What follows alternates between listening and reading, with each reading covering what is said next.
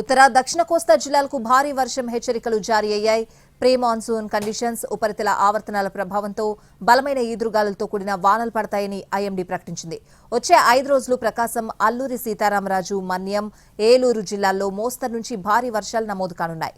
మరోవైపు నైరుతి రుతుపవనాలు వచ్చే 2 రోజుల్లో మధ్య బంగాళాఖాతంలో ప్రవేశించనున్నాయి. గడిచిన 24 గంటల్లో గుంటూరు, బాపట్లలో 10 సెంటీమీటర్ల వర్షపాతం నమోదైంది. పూర్తి వివరాలు మా ప్రతినిధి రవిచంద్ర అందిస్తారు. ఆశాజనకమైన వర్షాలను ఇస్తాయన్న అంచనాల మధ్య క్రమంగా విస్తరిస్తున్నాయి. ప్రస్తుతం మధ్య బంగాళాఖాతం వైపు 2 రోజుల్లో విస్తరణ కొనసాగుతుందని భారత వాతావరణ శాఖ ప్రకటించింది. మరోవైపు ఉపరితల ఆవర్తనాల ప్రభావంతో తెలుగు రాష్ట్రాల్లో ప్రధానంగా ఆంధ్రప్రదేశ్లోని దక్షిణ కోస్తా, ఉత్తరాంధ్రలో భారీ వర్షాలు నమోదయ్యే సూచనలు కనిపిస్తున్నాయి. ప్రస్తుతం దీనికి సంబంధించి మరింత సమాచారం ఇవ్వడానికి విశాఖ తుఫాను హెచ్చరికల కేంద్రం సీనియర్ అధికారి జగన్నాథ్ కుమార్ ఉన్నారు.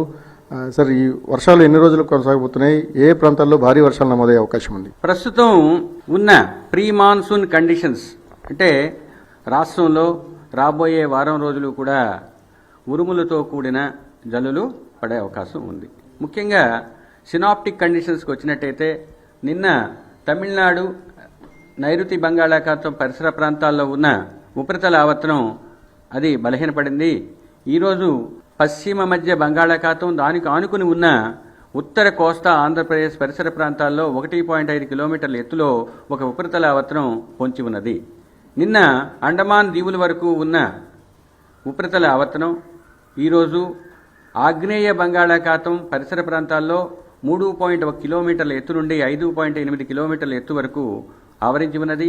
ఇది నైరుతి దిశలో వంగి ఉన్నది. రాబోయే 2-3 రోజుల్లో మాన్సూన్ సర్జ్ లేదా ఋతుపవనాల యొక్క ధృతి ముఖ్యంగా సౌత్ లేదా దక్షిణ అరేబియా సముద్రం, మాల్దీవ్స్ మరియు కామెరూన్ నుంచి మధ్య బంగాళాఖాతం వరకు చేరుకునే అవకాశం ఉన్నది.